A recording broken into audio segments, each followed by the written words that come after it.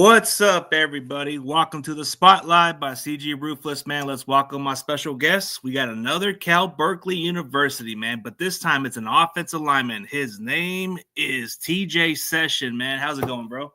Good. How about yourself? Oh, doing so well, man. Good. For those people who are not familiar with you, man, tell me about yourself.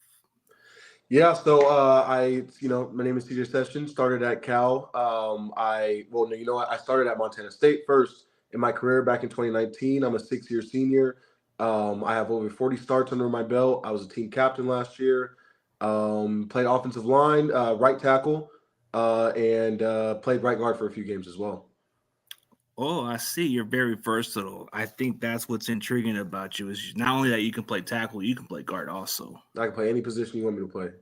Even center? Okay. Even center too. Yep, center too. Seems like we're gonna have something good to talk about, man. I like them linemen, man. I gotta say. So like, what NFL teams have you met with prior to this, like before the pro days and all the other stuff? Yeah, so I talked to I didn't have any top 30 visits, but just from my agent and teams that who've reached out to me have been the Falcons, the Colts, the Steelers, 49ers, Chargers,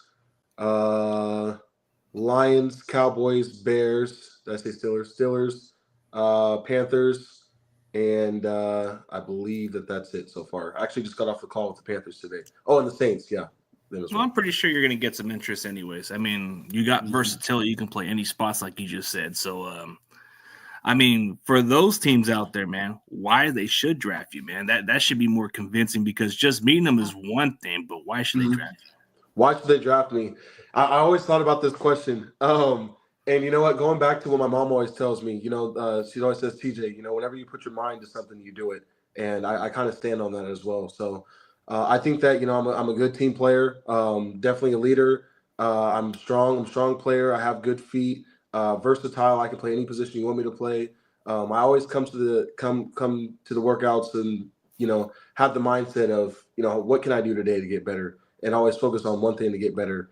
So I think that, I add a lot of value to teams, and I'm also a locker room guy. And I always try to take, one person with me as well.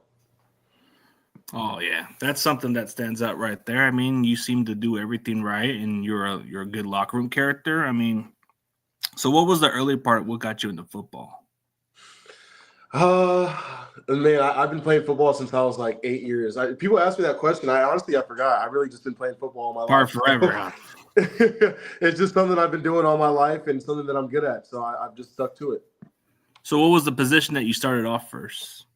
I started playing defensive line. I was a defensive lineman. I was a quarterback, actually, for Pee Wee football. I played linebacker. I played tight end. I didn't play offensive line until my senior year of high school. Ooh, so you got some background playing tight end, so you got to be at least a little bit more athletic at that position. Well, a little bit, something. It was Pee Wee football, so I can really when you're big, you can play any position in Pee Wee. So what kind of style of offense that you guys run, like an offensive scheme that translates at the next level for you? Because you played this at Cal. Yeah, so Cal, we're a spread offense. Kind of get a lot of quick throws out there. We do a lot of RPOs, outside zone, inside zone, a lot of power plays and screen plays as well. So I feel like a lot of offenses run that. Almost all offenses run all those plays. So I feel like I fit in any kind of scheme. Whatever you tell me to do, I'm gonna do it. Okay. I mean, it seems like you fit pretty well because I don't think the Niners will have a visit with you if they didn't seem interested in you or those other teams. I mean, you said that you're very capable of playing the zone or other blocking schemes, huh? Exactly. So as far as like NFL teams, what have they seen you mostly as? Like, have you worked out at guard, tackle, or what was the most spots they want you to work out mostly? They all have me at either guard or center. I'm not the tall fit for tackle in the NFL. They got me at 6'3.6". I think it's 6'4". They made me slouch my shoulders a little bit. It made you look big. They made me slouch my shoulders on my pro day, so they got me at 6'3.6", I believe, something like that. But I'm gonna say I'm 6'4". I'm 6'4", 310. Yeah, stick with that, man. Don't even look shorter than that. But Yeah, but in all seriously, I think that's where they're going to have you at the next level is either guard, which I think that will fit you pretty well because you can Yeah, look for a big guy and like you said, tackle. You're probably not too big from the spot and maybe from the arms, but I think you're definitely going to play any of the spots if it was necessary. exactly. Yep. But outside of football, like, oh wait, as far as this one, who do you model yourself after? Like as far as the offensive linemen you watch a lot of? Who do I model my game off of? Yeah, I can't say one specific player because I watch a lot of different players. Like I don't want to just be like, yeah, Trent Williams. Like, yeah, I mean, yeah, it's kind of Trent. hard to model your game off of Trent Williams. But yeah, I just watch different players like Trent Williams, Joe Thomas, Penei Sewell, just a bunch of I like to see where they go wrong sometimes in their sets and how they kind of get out of that and fix it. But I don't necessarily model my game off of one person specifically. I just watch a lot of different players. Yeah, you just learn a lot from different players, and you just try to see how you can emulate a little bit here and there. But like you said, you brought up Trent Williams and Penei Sewell and quite a few other guys, so those are good Hmm. ones to go with. Yep, all quick feet. Oh yeah, for sure. So, what do you really like about playing at California? I mean, it has to be like a pretty good atmosphere to go to the other side of California. Hmm. I would say just the players and the culture there. I think that we all have a good brotherhood. I would definitely say, when it comes to playing at a higher level, that, the coaches aren't really your friends, they're your coach. So you have to understand that. But when it comes to the players are all, we all go through the same thing. We all wake up at 5:30 in the morning, 5 in the morning, go to workouts, and we're all next to each other inside the locker rooms, messing around. And I think that Cal's culture and just the way that, all the guys and all the team is together, like we do a lot of, stuff together. We've had an offensive camping trip. We've been go karting together. We go bowling on the side sometimes. Some of the guys go fishing. So I would definitely say just the player culture. Oh yeah, it's definitely a good kind of atmosphere just to experience that for once in a lifetime. Just to have a brotherhood that can stay forever. But you say you started off at Montana State, right? Correct. So, what was the experience like going from the other state that's cold and different environment compared to going back to California? Yeah. So started at Montana State at 2019. Ended up getting injured. I tore my meniscus back in 2019, and then oh yeah. So the next year came around. It was COVID. But definitely Montana's definitely a I have nothing bad necessarily to say about Montana State. It's just cold. it's, It's it's cold. it's it's just super cold. Yeah. I mean, you don't see the sun. It gets all gloomy and all snowy. 9 out of the 12 months. So definitely a really cold place. But when it's not cold and negative 20 something degrees, it's such a beautiful place. So I'm a big nature guy. I'm a really chill guy. I don't really go out and party and stuff. So it kind of fits, my atmosphere. I like to, do a lot of outdoor things. In Montana, you can go shooting, you can go fishing, fly fishing, you can go hiking. So yeah, but going from there, from Montana to California, big difference. Just because I moved from Bozeman, Montana, and then I moved to Oakland. So you can definitely say that there's a big difference from Oakland to Montana. But Different kind of I atmosphere. adapt usually wherever I go. So yeah. Yeah. Completely different atmosphere. Like even going from where you're from, Southern California, it's a lot different when you go to Northern California. Hmm. People say it's similar. I don't think so. It's a little too different size. It's Oh, like from saying, SoCal, from SoCal to NorCal. yeah, Oh, big difference. And yeah, you know big what? I'm, difference. I'm from SoCal, so I got to say SoCal's better. Better beaches, better food, better living. I just, Hey, you can't go it's wrong way with the way better. you grew up from, man. Like the beaches are nicest and all that stuff. So I'm not gonna disagree on that. Even going in the big cities, pretty cool. Yep. But at least you got the invitation. Besides the 49ers, you got the invitations to the Chargers. Correct. Yep. So it must have been kind of cool to get into those local pro days. So what were those experiences like just going to those local pro days, man? Yeah. So I think that the Chargers local pro day. I'll start with that because that's the first one I went to. I remember I had a lot of adrenaline. I was all pumped up, a little not necessarily scared, but just it felt like it was your first game, like that one feeling that you get when you're about to play in front of 90,000 people, except this is the biggest job interview of your life. So, going to the Chargers, I'll tell you a little story. So I got there. Coach Harbaugh was there, and with Coach Harbaugh being there, he had all the coaches in the back of the.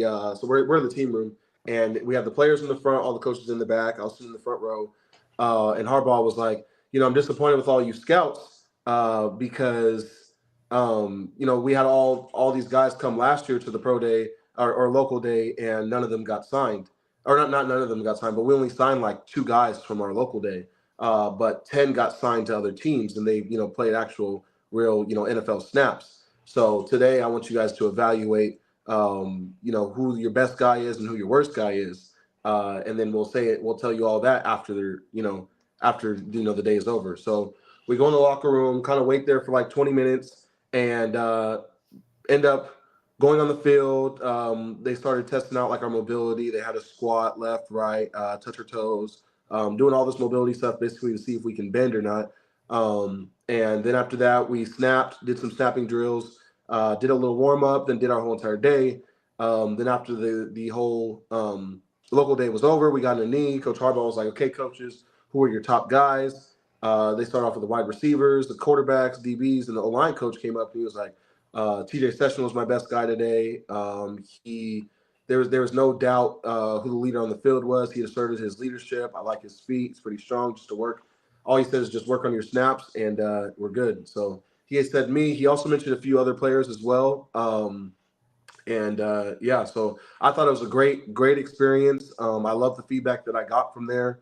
Haven't heard anything yet since I went there. So just waiting on the draft. But definitely a lot of positive things to say. So the Chargers was pretty cool.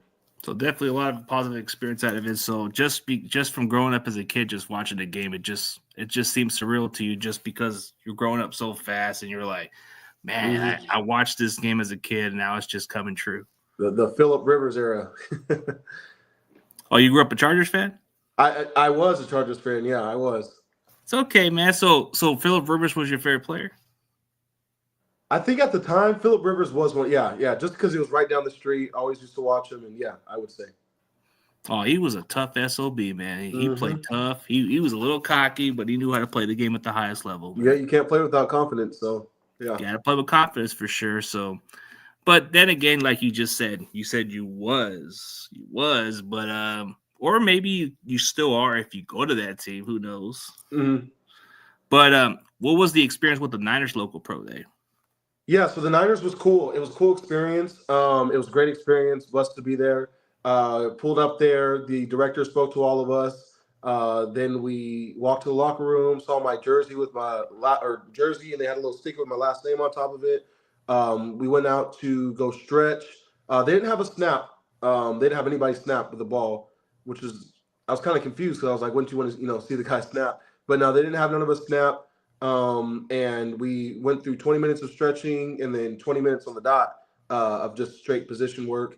But I thought it was a great experience. I'm definitely blessed to be there. And yeah, they didn't really give us much feedback. I think they're kind of quiet on that part, but I thought I did pretty good. Ooh, so maybe they do have something behind the scenes. We don't want to be saying this guy's the best when in reality they really think so. So it could be the other way around. But yeah, you look at that way. Just from your experience at Cal, man, what made you earn the leadership of being a team captain, and what was the kind of leadership that you brought on and off the field, and what gave you the edge going into the draft?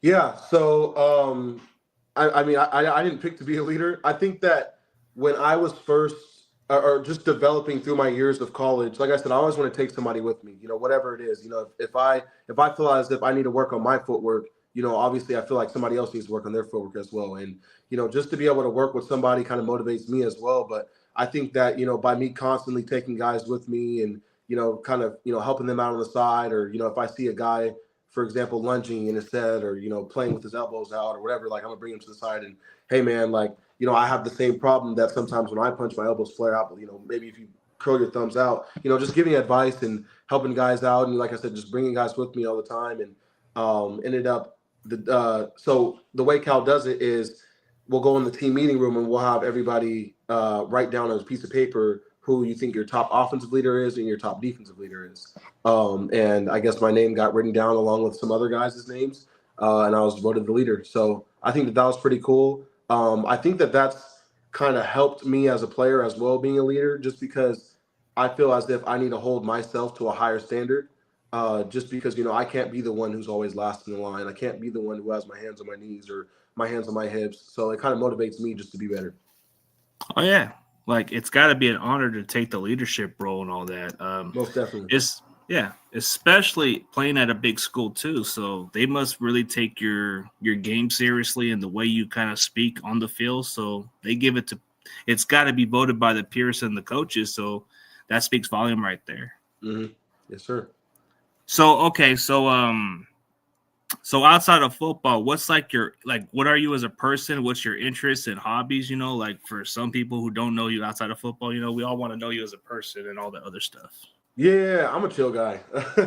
I'm a big homebody now these days. I love to stay at home. I live with my girlfriend, and we're big foodies. Obviously, I'm an lineman, so I mean, food's my life. So, yeah, big home guy. I don't go out. I don't party. I'm not really a big club guy. I used to be back my freshman year. I used to be there, but I mean, I feel like the older you get and the longer you're in college. I was in college for 6 years and kind of just became more of a homebody. I like to play. I like to play video games. I like to fish. We have 2 dogs, 2 huskies, so we like to go take them on hikes and walks. Like I said, big foodie person, and overall just chill guy. Anything chill. I'm like an extroverted introvert. Yeah, pretty much. But why did you choose number 72? That's got to be a pretty cool number. I mean, just to go with the big 72. Yeah. I don't. You know what? I don't I used to be number 52. And Ray Lewis he was a big role model for me growing up. My dad had put me on him. That's my number one mentor is my dad. But yeah, 52 was definitely my number. It was retired at Montana State. They just changed my number to 72, so I just stuck with it. So it's no really big story of why I have 72, but I love the number. Oh, so there's a lot of that factor into why you picked that number. But you said number 52 was somebody you liked it, but I guess you decided to add an extra, like a 20 plus. An extra 20.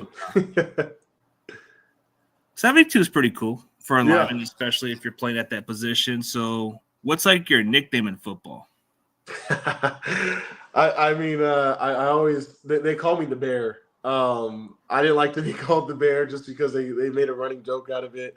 I'm a very humble guy, but that was our team mascot was the bear. I guess they say sometimes I look like a bear, but yeah, they always called me the bear, and that I mean that's basically it. Whenever I walk in the locker room, they're like, "Oh, the bear, the bear, the bear," and I'm like, "No," but yeah, that's what they call That me. would be kind of that's a good nickname, especially with the facial look and the way you look. Yeah, Yeah. you do look like a bear. Maybe the dancing bear, or maybe the bear that protects the quarterback, right? Yeah. I mean, that's a cool nickname. I ain't gonna lie, even though, like you said, it kind of grew into you. Yeah. So okay, so how do you prepare for your upcoming games as far as pregame ritual, and how do you prepare for those opponents and all that stuff? How do you study your opponent's tendency and all that other stuff? Film. Big film guy. The way I compare it to is it's like imagine that you go like you're about to go take a stats test, and you don't study for that test at all. And once you get to that test, you're sitting down at the table and you're like all these numbers and you're looking around and you're freaking out because you're like, damn, I didn't study for this. I'm about to get a bad grade.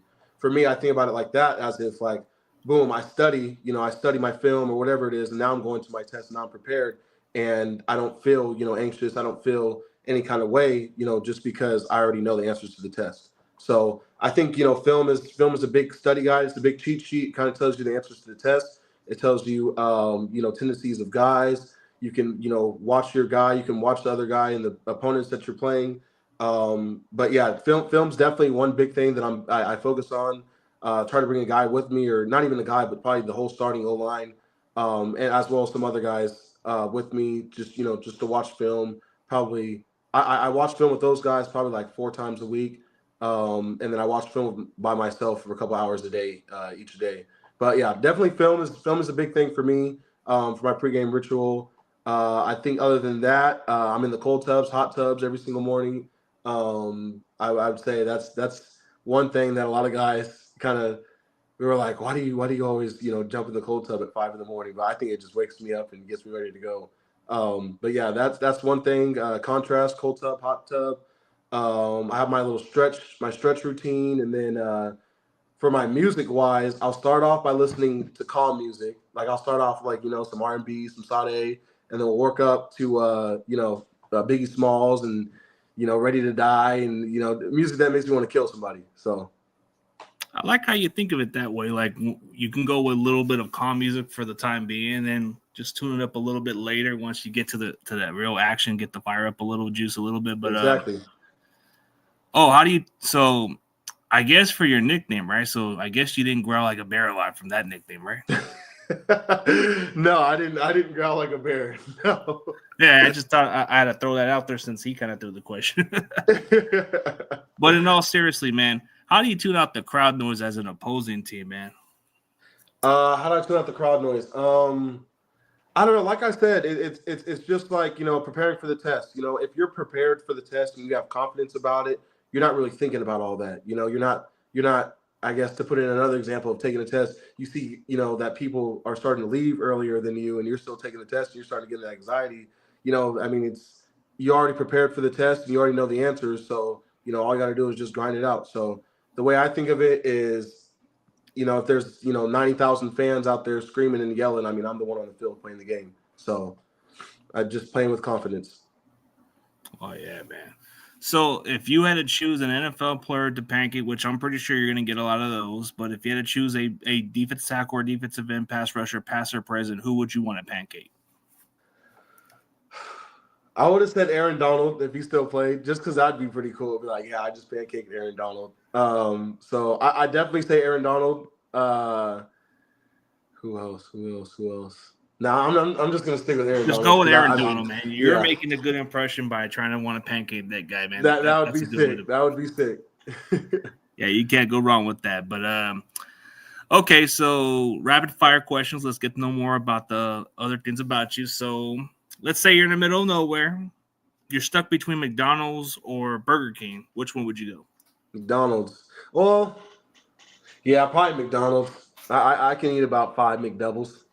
Only very few would probably say Burger King, very little, but majority would say McDonald's, bro. It's because of the nuggets. It's because of the breakfast. You can't go wrong with it, man. Yep, exactly. So what would be the good go-to place to go to, Walmart or Target, if you had to choose something reasonable? Well, what am I buying at Walmart or Target? That's the real question. Oh, yeah. Walmart's pretty reasonable at those prices. I mean, mostly Walmart. You just can't go wrong with Target. Yeah, I think Walmart has the better prices, but Target has the better scenery. You know what I mean? Like, I feel like Walmart can get a little ghetto sometimes, but then Target, like you see little white girls with the Starbucks walking around and whatnot. I think it just depends what I want to get. Yeah, but if you had to choose one, even if it didn't have to be the price, just Target or Walmart, which one? I'm gonna say Target. Target? Yeah, I'm gonna pick Target. Okay, Target. I feel like it's more welcoming. Forget about the price. It's a good place to go to. But yeah. So as far as video games, Xbox or PlayStation? I got a PC. Neither. Okay. Yeah. I'm gonna say PC, but you know what? Before that, I was a big Xbox guy. Okay, so Call of Duty or Madden? Call of Duty. Are you kind of waiting for that new Grand Theft Auto game to come up too, or not? Oh my gosh, it's been years. I'll be retired from the NFL by the time that comes out. How do you feel about that NCAA video game? Because I'm pretty sure you had to be on the video game, right?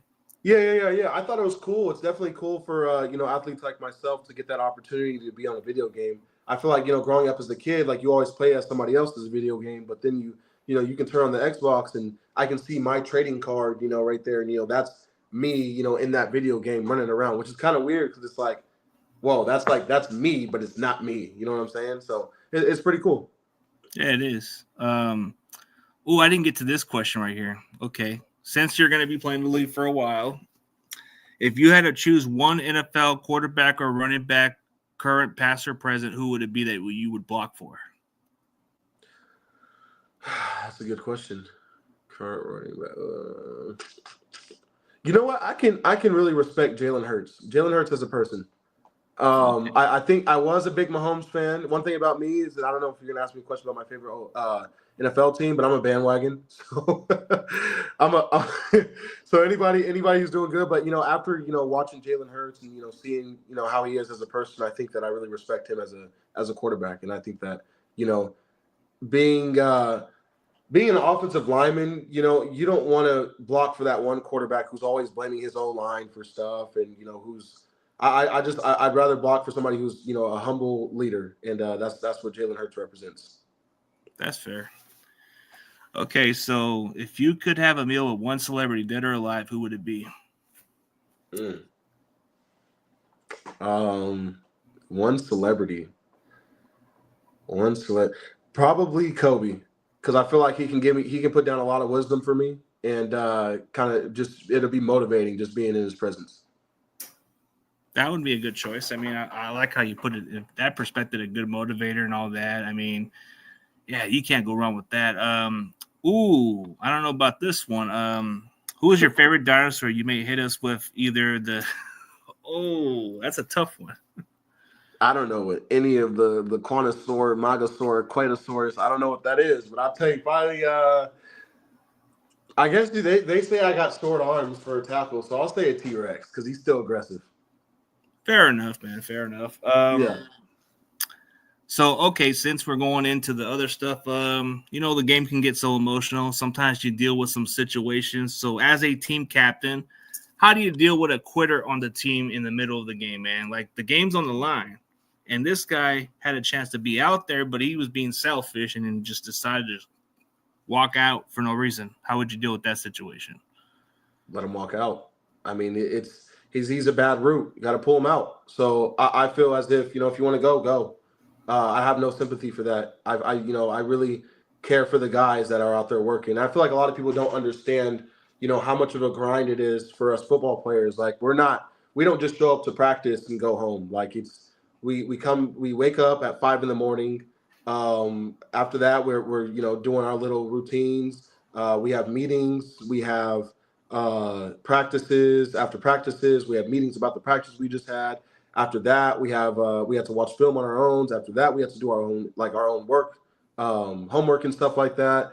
And it's like that every single day. You get mentally tired, you get physically tired, and at the end of the day, it's about the guys who are going to keep going and the guys who are going to stay by your side.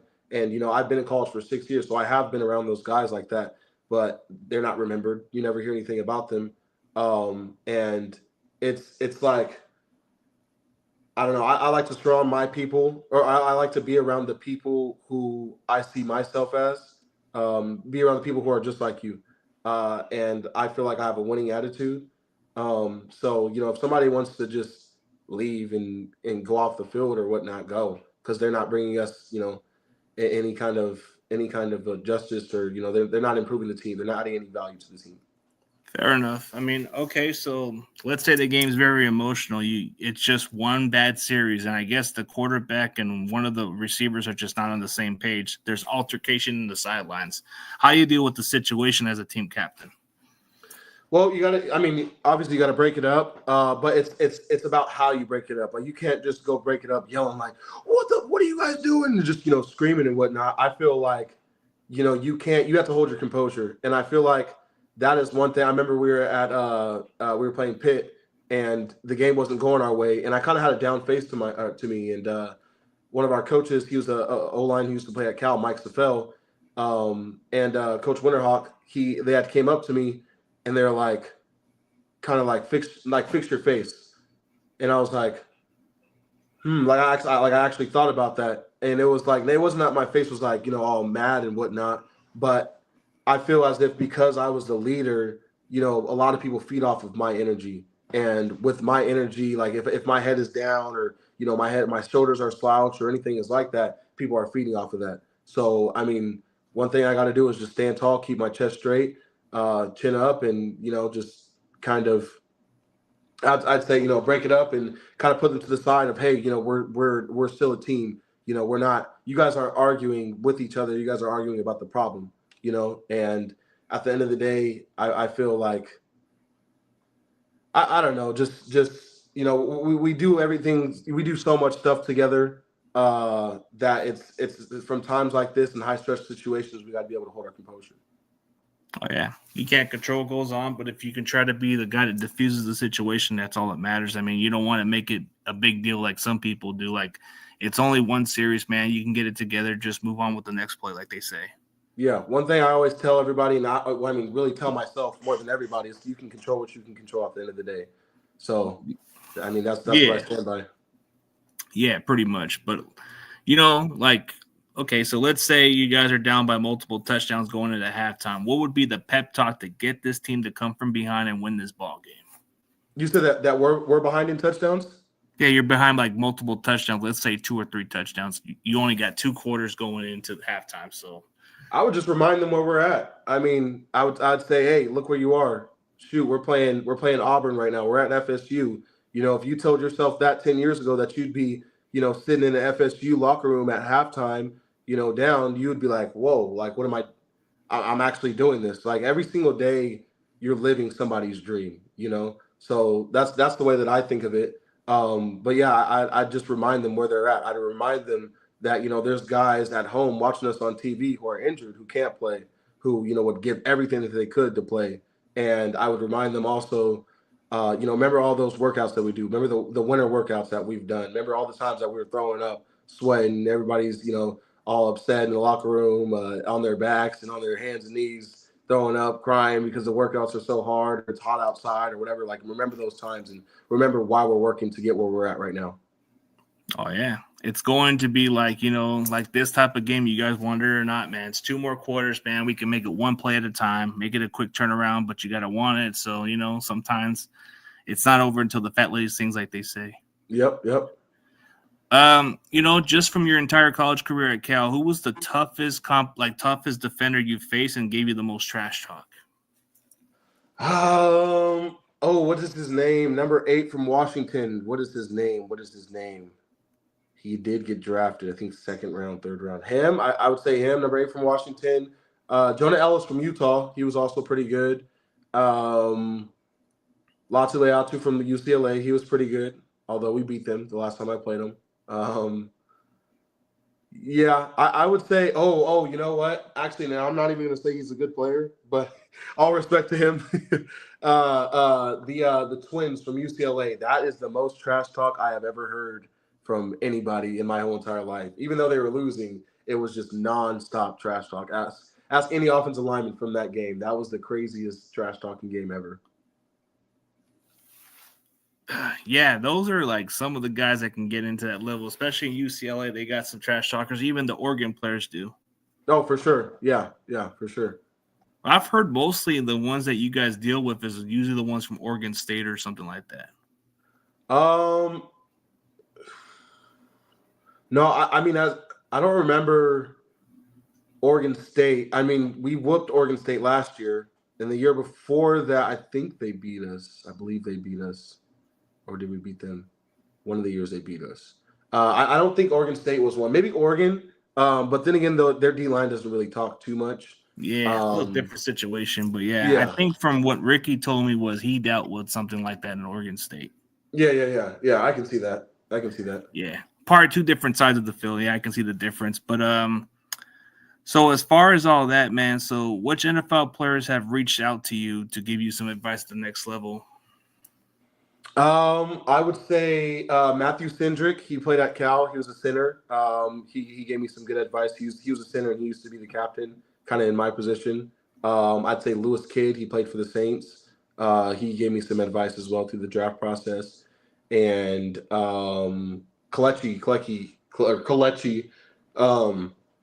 he was a long-time NFL player. But yes, they all hit me up. Oh yeah, he must be, and he gave you some better pointers and all that stuff. So, so how does the moment feel now that you're going into the NFL, man? All those years in college, all that hard work, man. Does it just feel surreal or business as usual? I mean, it feels like job's not finished. I haven't really this whole NFL draft process is it's just blue balls. It's to me it's like a lot of NFL teams hit you up and they're like, yeah, we like you, but we're not gonna tell you like how we see you, basically. So it hasn't really, I haven't really felt any kind of way. Probably just a little anxious. I'm ready for this process to be over, but at the end of the day, like I still have to remind myself, like I'm very blessed to be in this position. There's a lot of guys who, have been in this position. A lot of guys who wish that they could be in this position. I mean, I could be, working at McDonald's right now, which I mean, nothing wrong with that, but not what I want to do. So it's definitely a blessing to be in this position. It sure is, man. With all that, man, it's got to be like just something growing up as a kid, and time just goes by quick, man. Yeah, definitely. You were just like a kid, just watching Philip Rivers, right, Yep. and all that other Yep. stuff. So that time just goes by quickly. But I guess we'll answer a couple more questions, and we'll end it from here. What makes you stand out from the rest of the prospects, man? It's just more of the tricky. They do these little tricky questions on everybody else, man. Yeah. I mean, I don't want to seem like that one cocky. I'm very confident in my play. I see all these players that are basically ranked above me in this NFL draft process. I honestly think that I'm better than them. And I think that all I need is that I just need a shot. I just need one shot. I need one chance. I'm not saying I'm no first round, second round pick. I'm not saying that, but I am saying that I can add a lot of value to a team. I think that my feet stand out a lot. I think that I'm a very strong player. My pro days results say it. I think I benched top 3 in the combine. Um, yeah, very strong player. I have good feet. I'm just versatile. I can play all positions. I feel like a lot of guards can't move up to tackle and play that. And also, I was one of the small starting tackles in the ACC last year. So I think that says a lot about me. Yeah, that's a good convincing fashion because you always want somebody to plug in. So like let's say injuries happen, they can charge you move you to guard or move you to tackle spot. So Exactly. it's got to be very important. So we all got backup plans going into our career. So what's your major in college that you have in store? Like football is going to be your main priority, of course. Yep. So I majored in American Studies. Uh, Funny story about that. So I was a psychology major at Montana State. I was a psychology and business major at Montana State. Then I ended up transferring. Cal had said that I could get I can get into the psychology program there. Right when I signed the papers, though, they're like, "Oh, the psychology major is full. We have to move you to American Studies." I'm like, "What is American Studies?" And they'll be like, "It's anything you want it to be." So it's basically whatever you write your senior thesis on. So it could be literally anything. So I have American Studies degree. I wrote a 30-page paper on mental health and student athletes. And then also I have 2 business certificates. Oh, that's good, man. At least see you're getting a step ahead and all that other stuff. So it's going to be great to even go with that plan. We always have to have life after football, but that career going into the NFL is going to be worth that risk. So what's your plans going on draft day? It's only just a few days to go. Like 2 more days. Are you going to just keep training, or what you going to do on draft day? I'm gonna keep training. I'll probably go fishing just to keep my mind off things. I don't want to just be glued to the TV and just sitting there just waiting for a call if I get one. So yeah, just doing stuff to get my mind off of it. Oh, dude, it's just you're gonna wait for that moment. So let's just say it's gonna happen, but let's say you get a phone call by whatever team. How's it gonna feel for you just to get a call from an NFL team that just drafted you? Oh man, I'm eyes bawling, crying. I'm not afraid to say I'm gonna be bawling out, crying, like oh my gosh, I did it. But I mean, even so, once I get signed, if I get signed to a team, it's like I'm gonna feel that way for like 2 minutes, and then I'm like, okay, I need to get back to work now. It's time to go back to work. Oh yeah, it's gonna feel emotional at the same time, just getting your name called on draft day. But like you said, you just have to see how it works. Exactly. So any plans with the family on draft day, or just different regular days, or what? So they all asked if they can come up and fly up and see me. I'm projected as a free agent, basically. So I don't know if I'm going to get my name called on the draft day. I have had Kansas City, the Saints, the Colts, and the Carolina Panthers today. They all reached out to me saying, "Hey, we're just calling just to see if this is your number." They asked if I have any injuries, which I say no. And they asked like how I'm doing and everything. I'm like, "Oh yeah, I'm good." So yeah, the 4 teams called me in the last couple days, confirming that's my number. But I don't know if I'm going to get a call to be drafted. I mean, I'm a straight up person, so I think I'm either going to get signed or a rookie minicamp invite. Whatever it is, I'm going to have that opportunity, and I'm going to do the best that I can to secure that opportunity. But I told my parents, don't come because I don't want to.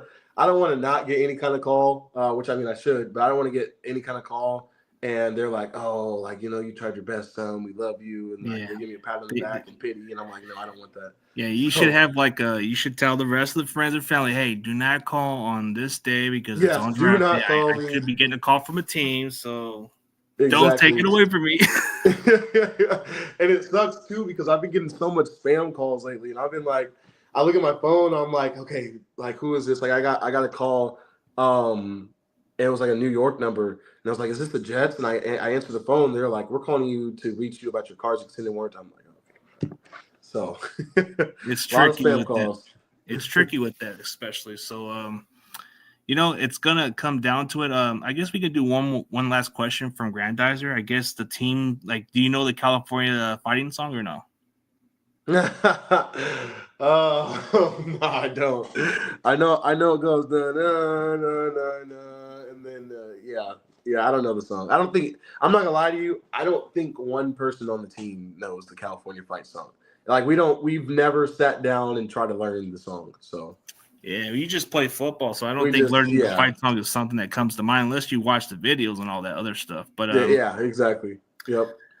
But yeah, bro, it's gonna be a long journey. It's gonna be worth that process, man. All that hard work you put in, bro, it's going to pay off. Whether you get drafted or undrafted, like you just said, it's gonna be a blessing, man. Like it's gonna change your life, man. Exactly.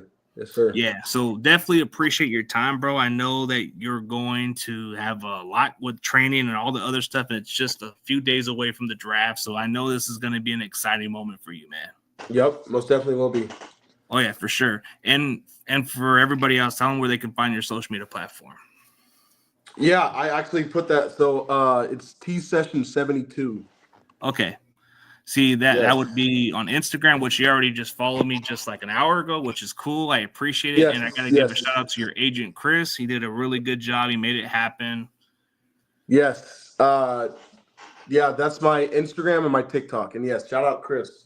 Great agent. Sure, great agent, so, Chris. Yeah, for everybody else, man, go check out Cal University offensive lineman TJ Sesson, man. He's got the coolest last name because he'll put you on session, man.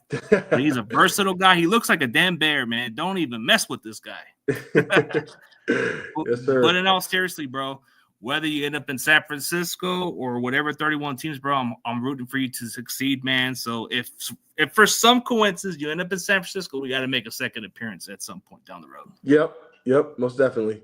Oh, yeah. And for everybody else, man, thank you guys for tuning in, and we're good, man. Thank you. Good interview.